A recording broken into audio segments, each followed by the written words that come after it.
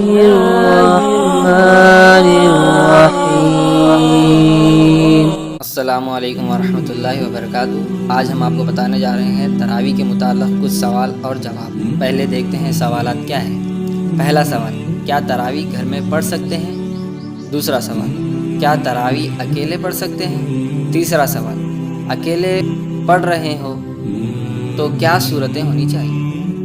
چوتھا سوال، تراویح کی نیت کیا ہے؟ پانچواں سوال، تراویح سنت ہے یا نوافل؟ چھٹواں سوال، کیا واجب الوتر تراویح کے بعد پڑھنا ضروری ہے؟ تو آئیے دیکھتے ہیں اس کے جوابات بھی۔ تو پہلا سوال، کیا تراویح گھر میں پڑھ سکتے ہیں؟ تو اس کا جواب ہے ہاں، ہم تراویح گھر میں پڑھ سکتے ہیں۔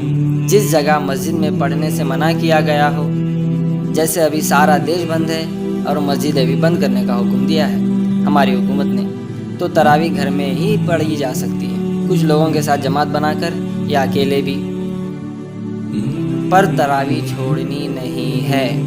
بہت بڑا مقام ہے تراویح کا رمضان میں، جو صرف اور صرف سال میں ایک ہی مہینے میں ہوتی ہے، تو اسے چھوڑنا سراسر بے وقوفی ہے۔ تو آئیے دوسرے سوال کی طرف، کیا تراویح اکیلے پڑھ سکتے ہیں؟ تو جواب ہے ہاں۔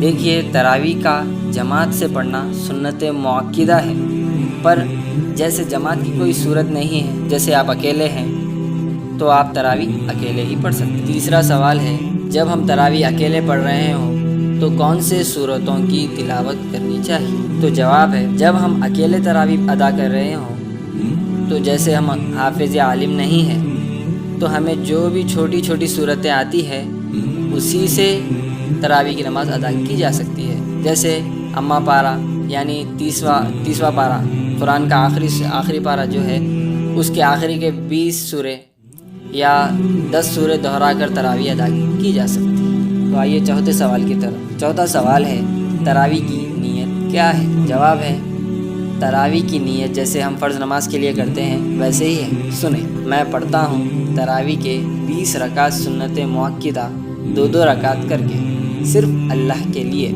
رخ یا منہ میرا کعبہ شریف کی طرف۔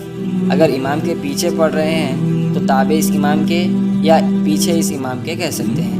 اس کے بعد اللہ اکبر۔ پانچواں سوال، کیا تراویح کی نماز سنت ہے یا نوافل؟ تو اس کا جواب ہے، تراویح سنت مؤکدہ ہے۔ چھٹا سوال، کیا واجب الوتر کی نماز تراویح کے بعد پڑھنا ضروری ہے؟ تو اس کا جواب ہے بالکل نہیں۔ جیسے واجب الوتر کی نماز جو ہے رات کے آخری حصے میں پڑھنا افضل ہے، تو اگر آپ سحری سے پہلے تہجد کے پابند ہیں تو تہجد کی نماز کے بعد واجب الوتر ادا کر لیں، یا تراویح کے بعد بھی پڑھ سکتے ہیں، پر یہ ضروری نہیں کہ تراویح کے بعد ہی پڑھی جائے۔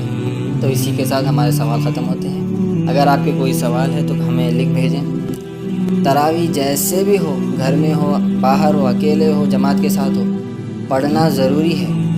اسے چھوڑنا بہت بڑی بے وقوفی ہے، اور رمضان کے باقی اوقات جو خالی ہے اس میں اللہ کی عبادت کریں، اللہ کو راضی کرنے کی کوشش کریں۔ تو ملتے ہیں اگلی ویڈیو میں۔ اللہ حافظ۔